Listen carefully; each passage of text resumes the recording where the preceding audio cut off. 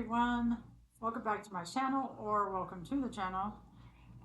I recently did a message on the three friends, and those were about Job's friends.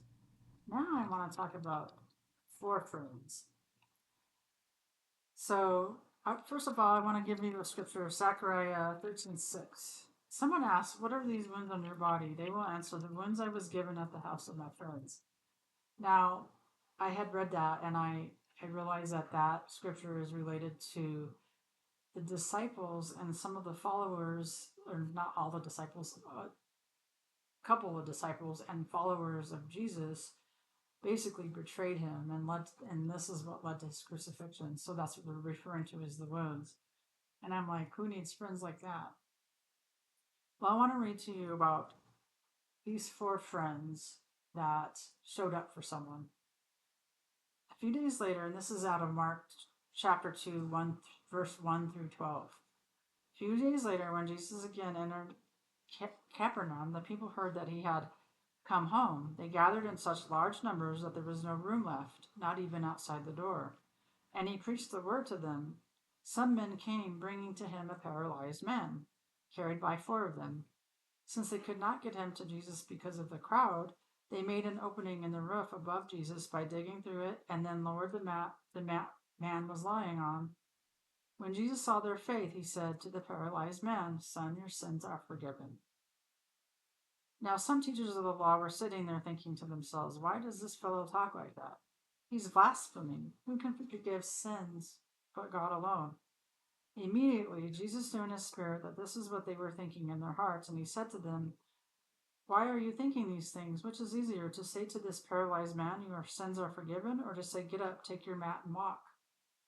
But I want you to know that the Son of Man has authority on earth to forgive sins." So he said to the man, "I tell you, get up, take your mat, and go home." But I want you to know that the Son of Man, oh, I already read that. So he got up, took his mat, and walked out in full view of them all.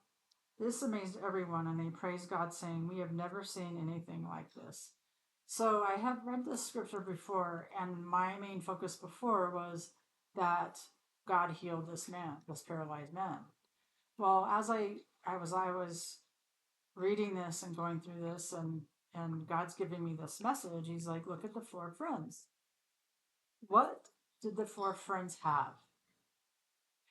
And as I started to look at what the four friends had, I just it really hurt. It really melted my heart. I almost said hurt my heart, but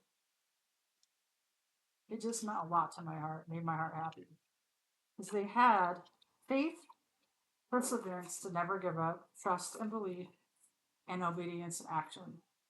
So they rallied when they really heard that Jesus was in town. I can imagine that this is what they did. They heard that Jesus was in town. They rallied. They're like, "What can we do to go to take our friend to get him healed?" Are you this kind of friend? Are you this kind of friend that will rally for someone, that will help them help them and the persevere? And um, the Lord Jesus Christ gave us the definition of a true friend. Greater love has no one than this, that he laid down his life for his friends. You are my friends if you do what I command. I no longer call you servants, because a servant does not know his master's business. Instead, I have called you friends. For everything that I learned from my Father, I have made known to you. That's John 15, 13. John, John 15, chapter 13. John chapter 15, verse 13 through 15. Goodness. So, are you this kind of friend? And do you have friends that are this way to you? And are you a friend to yourself this way? And remember, and there's a scripture that says iron sharpens iron. And it's basically loving you right where you are. So I got into the story and I was like, I just can imagine them. These four friends got together and they were like, Jim Bob has been paralyzed for a long time now, and we know that this Jesus heals people. So we think, let's get together. Let's take him. Let's take him to where Jesus is, because this is his chance. And I can just imagine them going, "Yeah, of course." And they got together and they carried him from Capernaum or whatever, wherever it was. Yeah, they carried him to Capernaum. That's where Jesus was. And they carried him there. And, you know, they could have given up, actually. They could have saw the crowd and been like, there is no way, how are we going to get there? So they became problem solvers. Their faith is just driving them to do this. And they're like, well, but we can go around the crowd. And how are we going to go around the crowd and get back and get to Jesus? Well, we're gonna take this guy on the roof. I mean, I can even imagine the physical labor that took to get him on the roof. And then not only that, they had to cut a hole in the roof or dig a hole. I think it says dig a hole. Yeah, they had to dig through it. So they had to dig through the roof in order to lower this man down. Now they had to have some kind of rope or something to get him down in there, right? So they did a lot of labor as well to get this guy healed, and they just never gave up, and they had faith, and they persevered, and they took action. They obeyed, and they took action.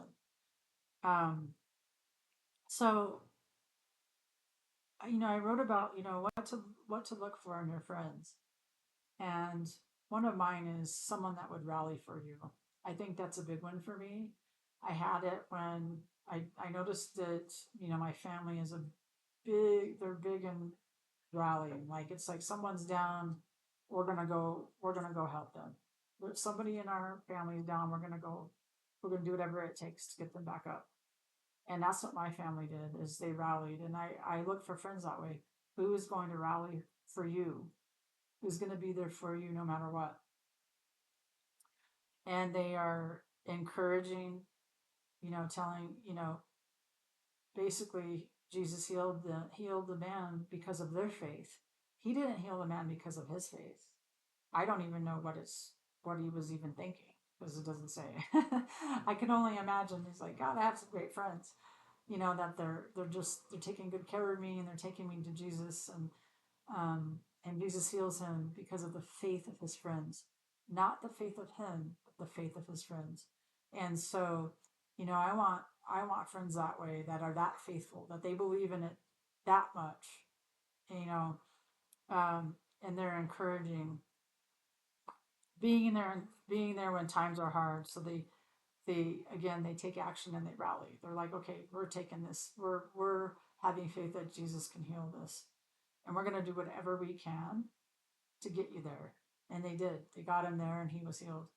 And I think that is just a beautiful story of friendship, of these four friends that they don't even have names, and I wish they did, because I'm really just really touched by what they did.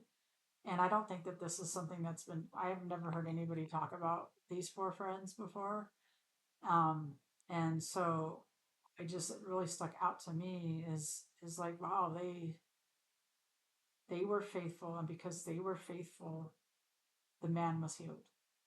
And so even if you don't have the faith and your friends do, God can heal you. And so anyway, this was a much shorter message. Oh, I was going to say too, the other thing that they had was perseverance, to not give up, because they could have gone to the meeting place where Jesus was and been like, dude, you're out of luck. There's just no way we're not gonna get to him, and we're not gonna get to him anytime soon, because there's so many people that want to be healed and touched by him.